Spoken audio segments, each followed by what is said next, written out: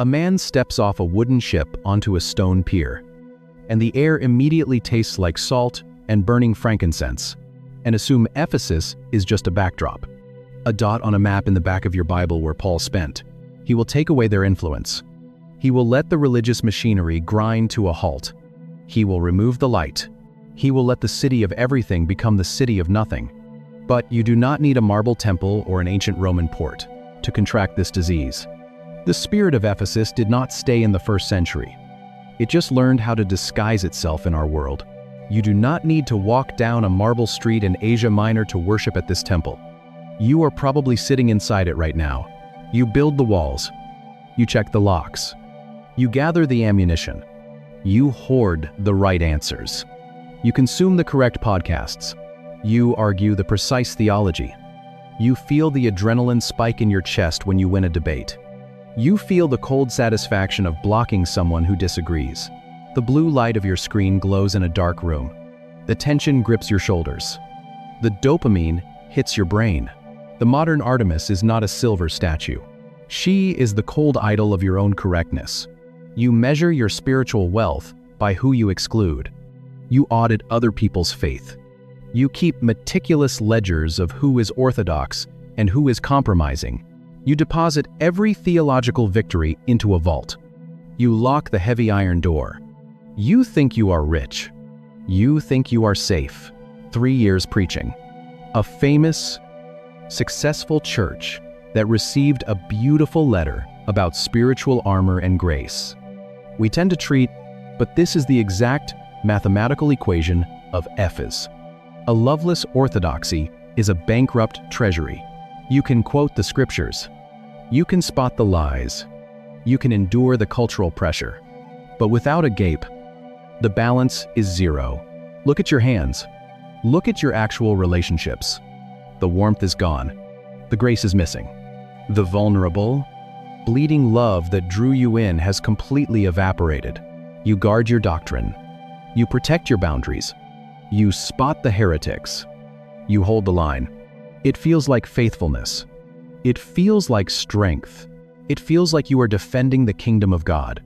But you are right. And you are entirely alone. Think about the last time you engaged someone who was wandering. Did you bleed for them, or did you reach for your sword? You memorize the arguments. You polish the apologetics. You build a flawless defense system. You patrol the perimeter of your beliefs with a loaded weapon. You call it contending for the faith. Jesus calls it abandoning your first love. The disease of Ephesus is the belief that truth without tears is still truth. It is not. Truth without tears is just a weapon. It is a hollow machinery of self-righteousness. It is the exhaustion of human capacity, pretending to be divine strength. You have everything right on paper, and yet you are standing on the edge of absolute nothingness. The city like a neutral stage where the historical action happens. But if you look closer at the ancient texts, and God will not let his people wield a loveless weapon forever. Jesus does not negotiate with this condition. He does not ask you to soften your edges. He shows you what actually happens when the divine inspector walks into the vault. The Cayster River flows down from the high Anatolian mountains, carrying dark, heavy sediment toward the Mediterranean Sea. Year after year, decade after decade, the river empties into the magnificent, bustling harbor of Ephesus. At first, the citizens do not notice. The bankers in the Temple of Artemis are too busy weighing silver talents. The theologians in the Ephesian church are too busy debating doctrine. But beneath the surface of the water, the mud is quietly piling up. The silt is shifting. The shoreline is creeping outward, pushing the deep water away from the stone piers. The heavy wooden hulls of the merchant ships begin to scrape against wet mud. The sharp, clean salt air is slowly replaced by the foul, stagnant smell of a marsh. The sea is physically retreating from the city of everything. Over the centuries, the once great harbor becomes a shallow, malaria-infested swamp. The massive trade ships stop coming. The specific and chilling warning Jesus issues to this exact church in the book of Revelation. You start to see something. Wealth dries up. The grand marble city is left completely stranded, miles away from the life-giving water, slowly buried under the weight of its own accumulated dirt. When Jesus tells the church in Ephesus that he will remove their lampstand, this is the physical reality mirroring his words. The judgment of God on a loveless church is not a sudden, violent lightning strike. It is a quiet, devastating withdrawal. He does not send a Roman legion to burn their sanctuary. He does not rain fire down from heaven to punish their lack of agape. He simply lets the river of their own self-righteousness silt up their harbor. He allows them to keep their flawless theology, their rigid boundaries, and their impenetrable walls. But he removes the light. He pulls his presence back. He leaves them stranded in the swamp of their own correctness. The Ephesian church survives the first century. They hold their councils. They defend their borders. But the life evaporates. The spirit retreats. They become a lighthouse, sitting 3 miles inland, shining a brilliant theological beam over dry mud, warning ships that no longer sail past their shores. The backdrop reading completely misses. Ephesus is not just a geographical location. It is a spiritual diagnosis. Jesus looks at they become a monument to nothing. But if you look closely at the exact Greek phrasing Jesus uses in Revelation chapter 2, there is a chilling precision to his warning. He does not say he will extinguish the lampstand. He does not say he will smash it to pieces or blow out the flame. He says he will remove it from its place. The light itself does not fail. It just moves somewhere else. And to understand where that light goes and what God actually builds, when human capacity reaches absolute zero, you have to look at how the biblical writers use the word Ephes when they are talking about the divine nature. The human map ends. The divine geography begins. Look back at the ancient Hebrew scroll. Read Isaiah chapter 45, verse 6. God speaks into the void. He surveys the cosmos. He declares his own unmatched sovereignty. I am the Lord, and there is no other. The Hebrew phrase he uses to describe his peerless nature is Ephes Zulathi, literally, nothing besides me. Absolute zero. A complete lack of alternatives. When humanity looks at Ephes, we panic. We see a dry riverbed.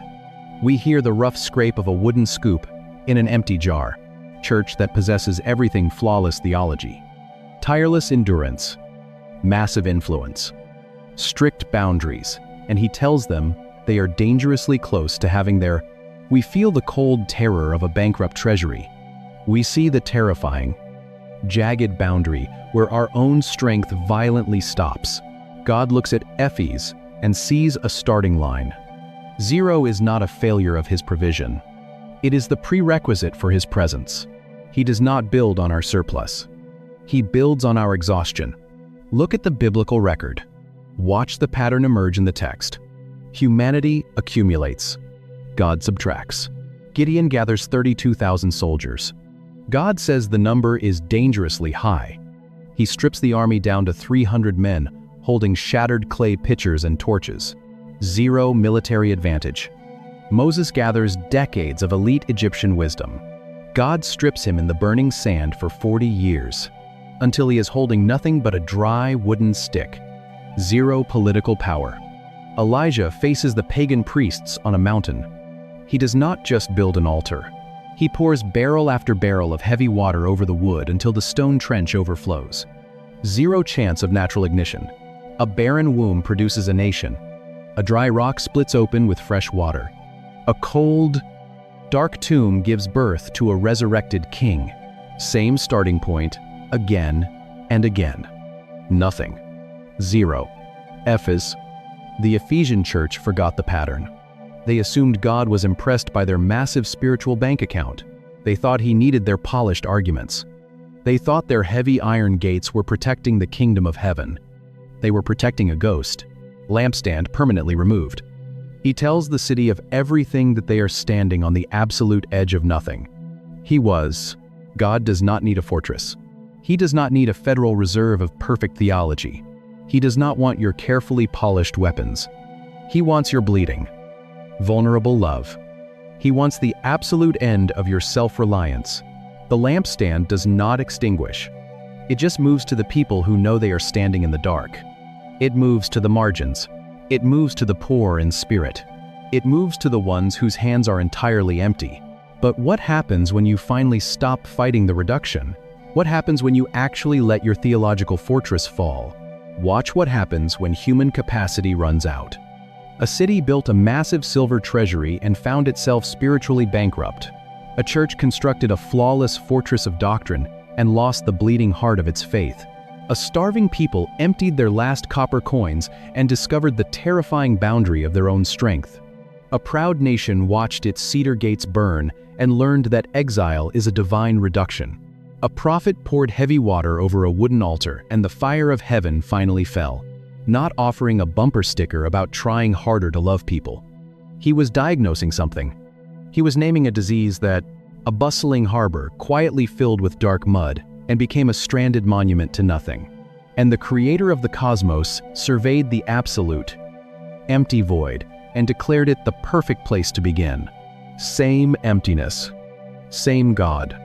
But maybe the part that stays with me most is that lighthouse sitting 3 miles inland, a brilliant beam of perfect theology sweeping over dry, cracked mud.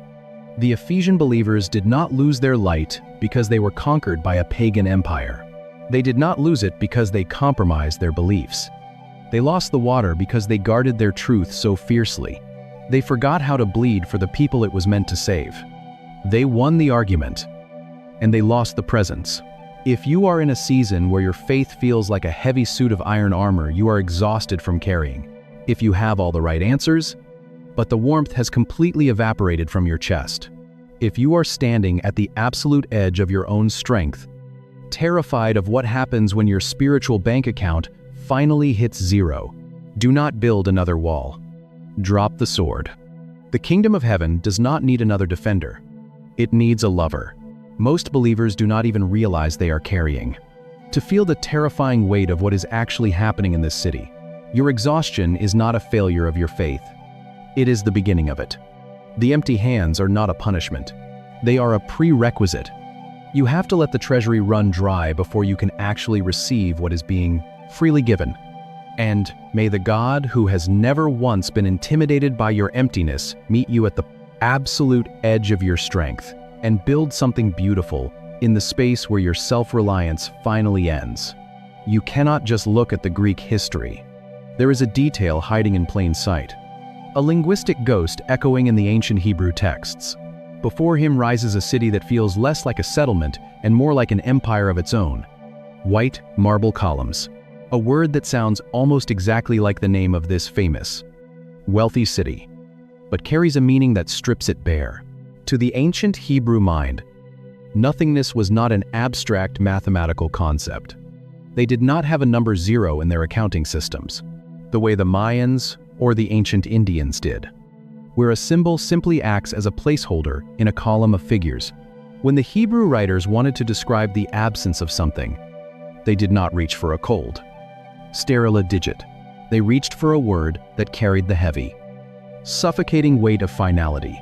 Open the scroll of Isaiah, chapter 40, verse 17.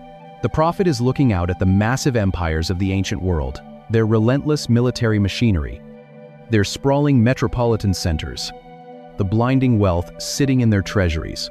He is measuring the terrifying geopolitical power of Babylon and Assyria against the reality of Yahweh.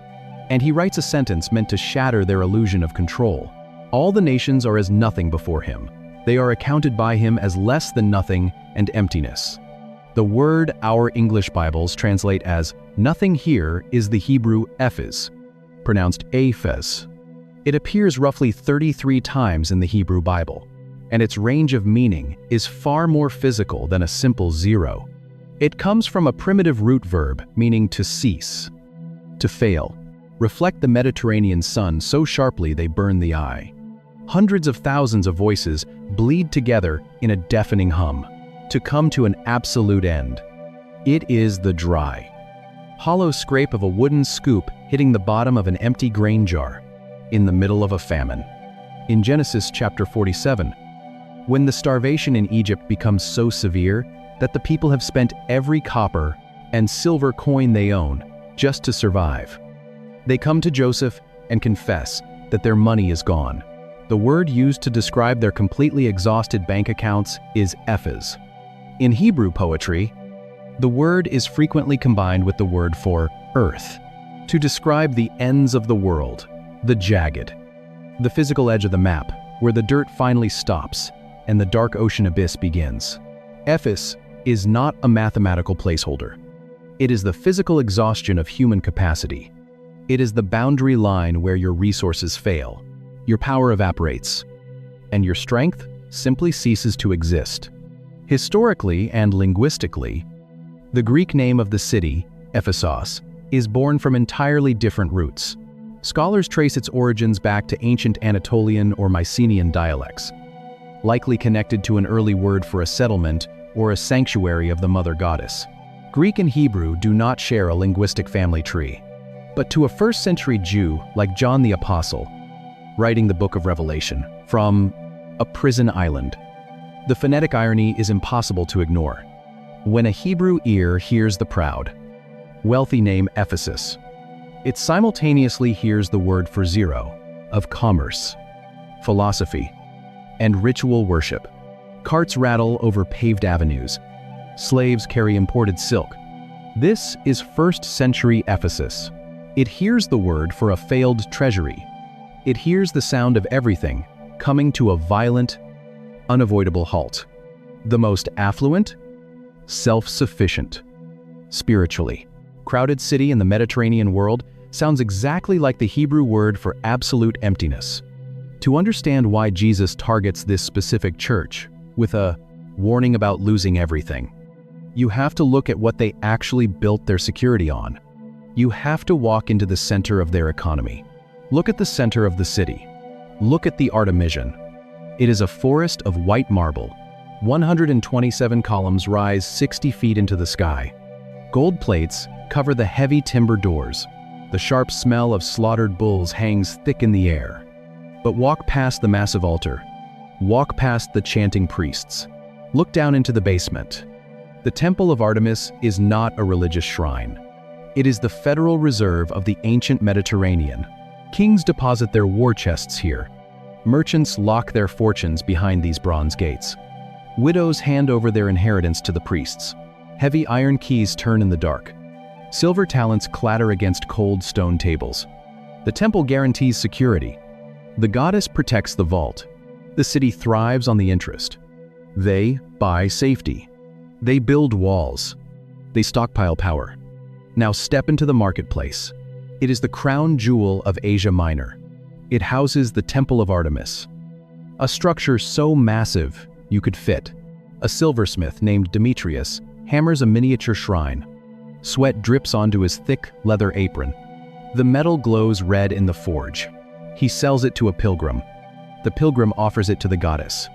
The silver returns to the temple. The cycle repeats. The wealth multiplies. The city expands. When the Apostle Paul walks into this economy and preaches a kingdom not made with human hands, he does not just offend their theology. He threatens their GDP. A mob rushes the Grand Theater. They drag two of Paul's traveling companions into the arena. The air is thick with dust and mob violence. 50,000 voices echo off the steep limestone acoustic walls. For 2 solid hours, they scream a single, deafening phrase. Great is Artemis of the Ephesians. They are not defending a doctrine. They are defending their bank accounts. Their entire civic identity is built on accumulation. More silver, more influence, more security, more control. The Ephesians believe they are invincible.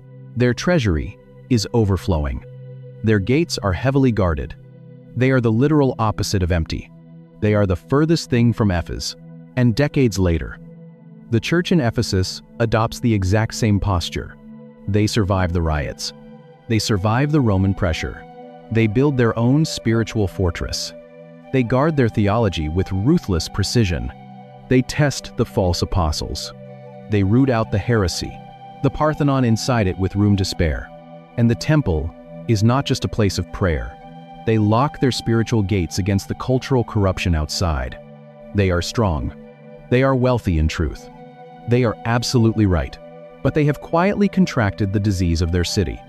To see the diagnosis, we have to travel 60 miles across the Aegean Sea to a barren rock where an old man is writing a letter that will shatter their fortress to the ground. The island of Patmos is a jagged spine of volcanic rock in the Aegean Sea. An old man sits in a cave, smelling the salt spray and the damp stone, pressing a reed pen against rough parchment. John is writing the words of the resurrected Christ, directed at the church in the city of everything. Read Revelation chapter 2, and you will see the cold, diagnostic light Jesus shines on this community.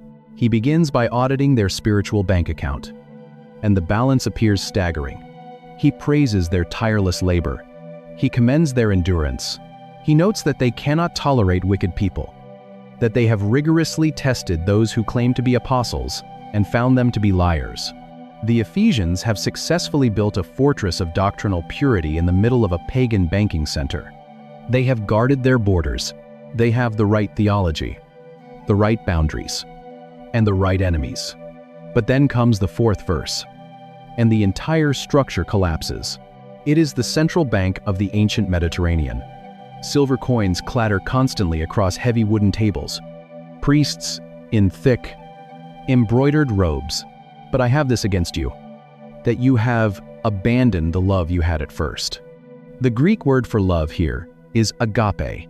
It is the unconditional, self-emptying, sacrificial devotion that defined their early days. Over the decades, the Ephesians had quietly traded vulnerability for security. They had swapped the dangerous, a bleeding edge of radical grace for the cold safety of being objectively right. They were protecting their doctrine the exact same way their city protected its silver. This is the great phonetic irony of Ephesus, colliding with the Hebrew Ephes. The Apostle Paul had warned about this exact mathematical equation years earlier when he wrote to the Corinthians. He told them that if you possess all prophetic powers and understand all mysteries and have flawless theology, but you do not have love, you are nothing. The sum total of a loveless orthodoxy equals absolute zero. The first love is not a theological position. It is a bleeding, vulnerable surrender. If seeing the ancient, raw context of these letters changes how you read your Bible, you're exactly who this channel is for. Drop a comment below and hit subscribe, because every week we uncover the original design of the scriptures. So Jesus hands them an ultimatum. He tells them to repent. He tells them to return to the burning, costly affection they had at the beginning. And he issues a warning. Walk past merchants, shouting the prices of miniature silver shrines. The atmosphere is thick with the smell of roasting sacrificial meat. If they refuse, he will step into their fortress and remove their lampstand from its place. A church without agape is not just a flawed community. It is a dead space. It is a spiritual vacuum. It has become Ephes. But what does it actually look like for a lampstand to be removed? To understand the terrifying mechanics of that threat, we have to leave the Aegean Sea. Go back to the original Hebrew usage of Ephes in the book of Isaiah, and look at the physical geography of exile. The limestone walls of Jerusalem shatter. The Babylonian army breaches the heavy gates. Torches illuminate terrified faces in the dark, and the thick, suffocating smell of cedar wood, turning to ash, fills the air. The gold is violently stripped from the temple doors. The royal elites are bound together. The priests are dragged away in cold bronze chains. They are walking into the physical geography of Ephes. When the prophet Isaiah wrote about the nations being reduced to nothing, he was not just making a theological point about God's size. He was describing an impending physical reality for his own people.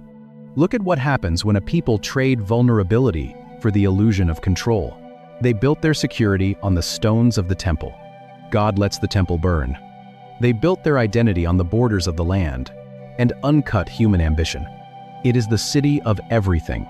Power, money, culture, unshakable influence. Most people read the New Testament. God expels them into a foreign empire, They built their confidence on the political power of the throne. God lets the crown roll into the dust. The exile is not a geographical punishment. It is a divine reduction. God is surgically stripping away every single thing they used as a substitute for him. For centuries, Israel had played the game of accumulation. They gathered chariots for security. They negotiated foreign alliances for peace. They multiplied religious rituals to soothe their conscience. They piled up their political and spiritual wealth, assuming heaven was impressed by the sheer volume of their treasury. But Yahweh does not operate in the economy of accumulation. He is dismantling the machinery of their self-sufficiency. He is taking them back to zero, because only when their hands are completely empty can they actually receive the covenant again. When Jesus tells the church in Ephesus that he will remove their lampstand, this is the terrifying history echoing behind his words. He is not threatening a minor demotion. He is not talking about a slight dip in their reputation. He is invoking the exile. He is looking at a church that has built a flawless, impenetrable fortress of correct doctrine, and he is promising to dismantle it. If they will not return to the bleeding, vulnerable love they had at the beginning,